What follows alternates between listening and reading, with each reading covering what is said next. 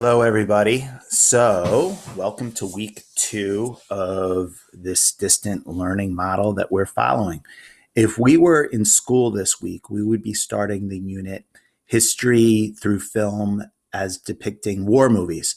And there are a lot of really popular war movies out there. I think the one that kids always ask me about is The Patriot. And they're always like, "Are we watching The Patriot?" And that's a really entertaining movie. The theme of this unit is how war movies depict attitudes both during a conflict and after. So, with that in mind, we're going to focus on Vietnam. And the two movies that I feel like saying we're going to watch, the two movies that we would normally watch would be Green Berets by John Wayne and Platoon by Oliver Stone. So I'm going to talk a little bit about Green Berets today, and I'm going to ask you to look for a movie that has a similar theme as Green Berets. So let me dive right into it. Green Berets was made in 1968 by John Wayne. John Wayne, if you don't know, was an iconic movie star of his time, and he was known for making these very nationalistic, patriotic, uh, manly movies, for lack of a better word. And I'm gonna quote John Wayne right now, just so you know what I mean.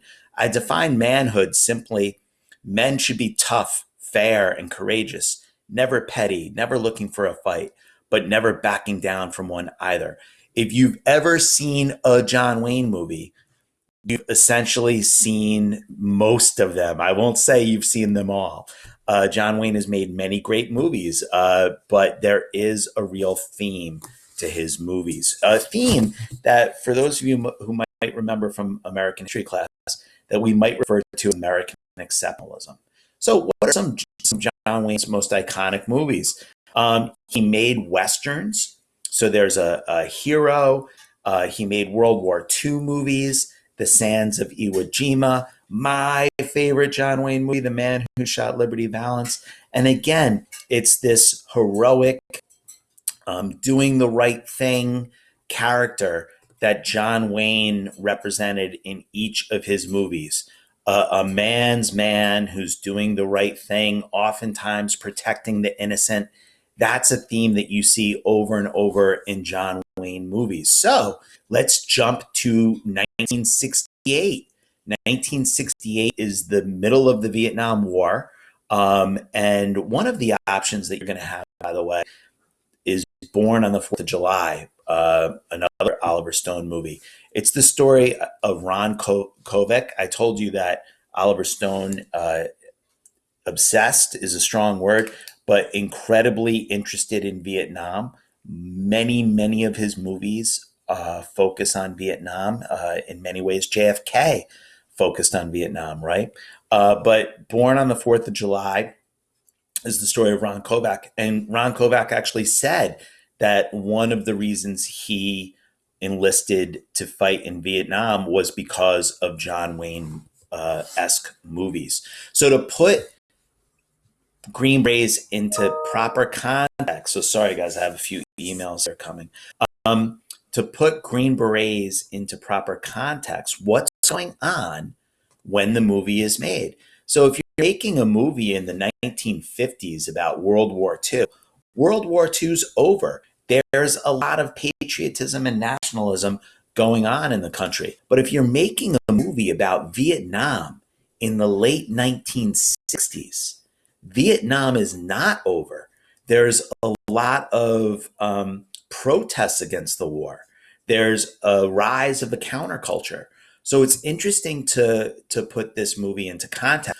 But John Wayne has a formula, and he's gonna follow that formula. The formula is tough guy hero protects the people who need it. And America is always doing the right thing. That's his formula, and he's following it in Green Berets. Just to show you how much clout and status John Wayne had in 1968, he wrote a letter to the president of the United States. You're going to have access to this PowerPoint, and this PowerPoint is going to be an assignment for you later in this week, so I'll let you read this letter on your own. But it's a great letter where he's talking about the movies that he made, The Alamo and Davy Crockett, and what he's saying is that we can use this movie to encourage support for the Vietnam War. So in a very real way, not just, oh, maybe this will be an effect of this movie, but in a very real way, the goal of the movie was to encourage support for the Vietnam War. In that regard, it's to a degree propaganda. But John Wayne was also a businessman, and he wanted to make money, and not to diminish his true sense of nationalism and patriotism. He was a really patriotic guy. So the movie, I'm going to talk about the movie without giving away too many spoilers, just on the off chance that this PowerPoint, this screencast piques your interest and you end up watching it. So the movie has a very, very heavy-handed message. We are fighting to stop the spread of communism. There's the open scene where a sergeant is giving a presentation to a skeptical media, a liberal media who believes that we shouldn't be Vietnam, and he shows all of these confiscated weapons, and one by one he says where they come from, and they're all from communist countries. So this rifle comes from communist Czechoslovakia, and this rifle comes from communist China, and this rifle comes from communist Russia. So the theme is heavy-handed. You cannot miss the theme. We are fighting against communism. The other theme is that we're there to do the right thing. So again, this is a very heavy-handed theme. You would have to be blind not to see it. So there's an orphaned Vietnam child named Ham Chuck. And without giving away too much, at the end of the movie, John Wayne puts a green beret on Ham Chuck's head and says, poor Ham Chuck is orphaned and he doesn't know what he's going to do. And he goes, what about me? What's going to happen to me? And John Wayne says, don't you worry about that. After all, Green Beret, this war is all about you. So it's really a heavy-handed scene. Every stereotype imaginable in Ham Chuck, which I'll talk about later. Some are a little cringeworthy to watch 50 years later. So, truths in this movie. So even though this movie is really not very good history in many, many ways, there are truths in this movie. And it's interesting to kind of teach Vietnam through this movie because there's things that come up that kids might not know. So we are working with the South Vietnamese, played by George Takei here, from Star Wars fame. We are working with the South Vietnamese, and you see that relationship in the movie. It's interesting, though, that South Vietnamese are depicted as being, particularly violent and particularly bloodthirsty. So there's this one scene where they find a Viet Cong infiltrator, and John Wayne has to stop the South Vietnamese from beating him up. And it acknowledges the fact that brutality took place, but it's saying, yes, these things happened, but it wasn't American soldiers that did it. So you might know from American history, My Lai and the My Lai massacre. We'll talk about that more in Platoon. But if you're an American and it's 1968 and you're watching this movie, you've heard stories. And if you're watching this movie, what you're saying to yourself is, oh, okay, that explains it. It wasn't American soldiers doing these things. It was our South Vietnamese ally. I love this character. So he is the skeptical liberal reporter. It's interesting. The movie's 1968. Some of that partisanship that we see today, questioning the media, was going on back then as well. He is jaded and does not believe America should be in Vietnam, and he is the voice of contention that so many people had about the Vietnam War in the movie. So John Wayne says to him, well, why don't you come to Vietnam and see what it's all about? And he finds out that the good work that the Americans are doing and how they should be there. And at the end of the movie, John Wayne says to him, well, what are you going to write in that newspaper? And the reporter says, if I write what I really feel, I might get fired.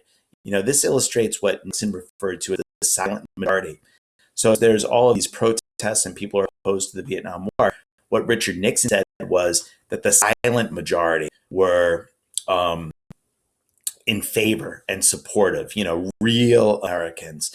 Some of that language we still hear today. It's interesting, right? We talked about Nixon watching the movie Patton over and over again. It's so interesting how these movies that we watch kind of oftentimes interlace. So again, without giving it away, I'm not going to tell you the storyline with this guy, but in short, the soldiers who are there. They volunteered. They want to be there. This guy is actually in a very strange scene. He's really happy to die for the cause in Vietnam. We are going to put this view of the American soldier in Vietnam up against the view that Oliver Stone portrays in Platoon. And of course, Oliver Stone served in Vietnam. So it's a really interesting comparison.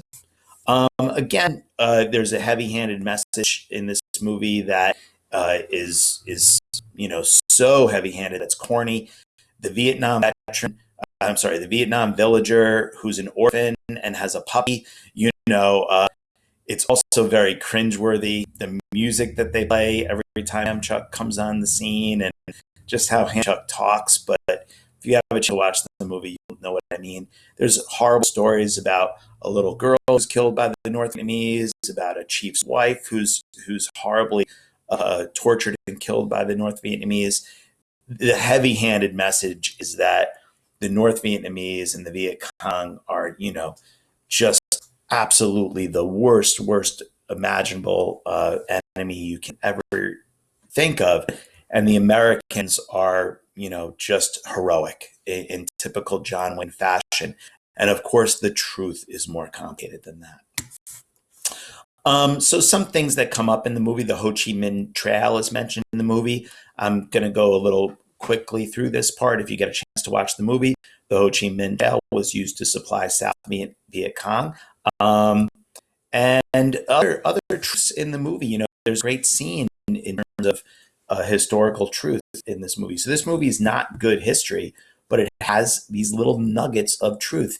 And one of them is at the end of the big climactic battle, someone says to John Wayne, well, what do we do now? And John Wayne says, we get some sack time and start all over again tomorrow. And that was the Vietnam War. In World War II, we're marching towards Berlin. In the Vietnam War, there wasn't a clear objective to victory. So there's a truth in that line, right? So what do we do now?